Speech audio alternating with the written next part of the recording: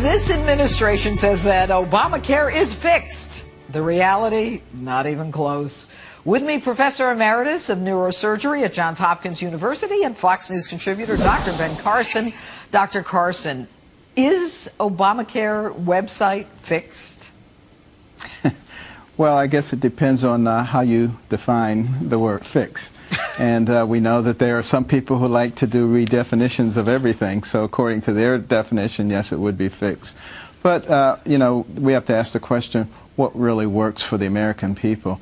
You know, we're in a situation where 85% of people had health care that they were satisfied with, and we've turned the whole system upside down for the sake of the 15% who did not have it. And there were certainly many good ways to take care of those people. And Dr. Carson, let me ask you this. Did you hear in my open I was talking about the woman, Maria Silva, who's a stage 4 yes. breast cancer patient who was happy with her health care, had a scheduled round of chemotherapy, and then gets notified she lost her insurance. She goes to the doctor. He says, you have no insurance, ergo no chemotherapy. I mean, how many Americans are like this, or in a situation, this limbo where, I mean, they need life-saving treatment, and they need it now? Well, one is too many. And we have a situation now where we're talking about millions of people. And whether that represents 1%, 5%, 10%, you know, one is too many. We have to get away from this mentality that, you know, you don't really matter. We're looking at this group of people. This is never what America was supposed to be.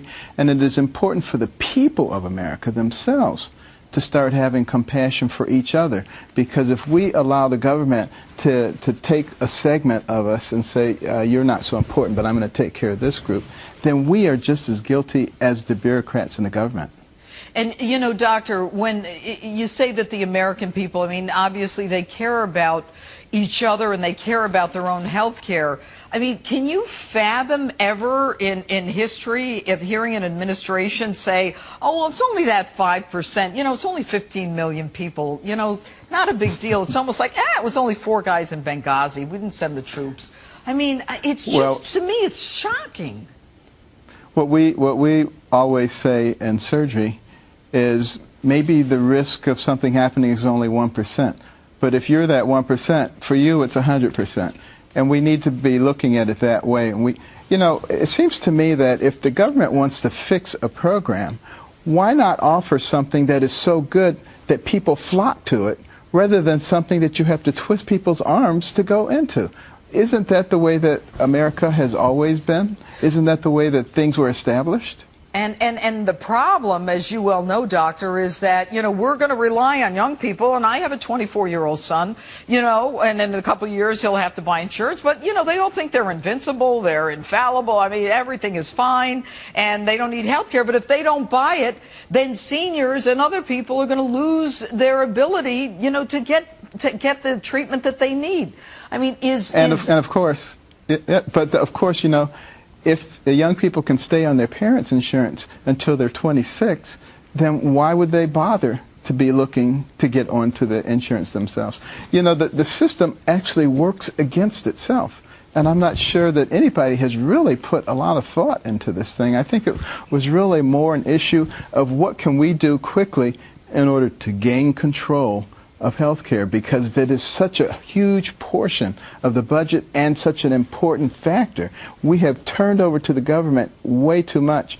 This is a wake-up call, Doctor, for Americans. You know, I recently, just a few weeks ago, I had a triple hernia surgery. That was a real hoot. But I must tell you that all of the doctors ahead of time and then surgery, they wanted money in advance. I've never seen it like this before. I mean, usually, you know, submit to your insurance. I mean, are we going to see more and more doctors opting out of plans and not willing to care for us, and more people having to go to second-tier hospitals now? Yeah, well, it's already happening. You know, 7 out of 10 doctors and portions of California are opting out of the exchanges. They don't want anything to do with them because, you know, the rates of payment are so low, it doesn't even cover their cost. So if you have a practice and you can't cover the cost of it, of course you're going to be very concerned about how you're going to be paid. bear in mind a lot of the young physicians, you know, they're coming out of the medical school owing $100,000, $200,000, $300,000. How are they ever going to be able to pay that back when the government wants to pay them peanuts? I wish some of those people could spend as much time as it takes to become a doctor and to become a specialist and see how they feel about it. Well, and Dr. Carson, final question. Do you see yourself running for president in 2016? Well, I see myself as continuing to go around the country and talk to people about what America really is. I'm very hopeful that someone will come along who really understands who we are, and somebody that I can get behind and really push along with everybody else. It's way too early really but someone you can get that. behind. I mean, can you get behind yourself?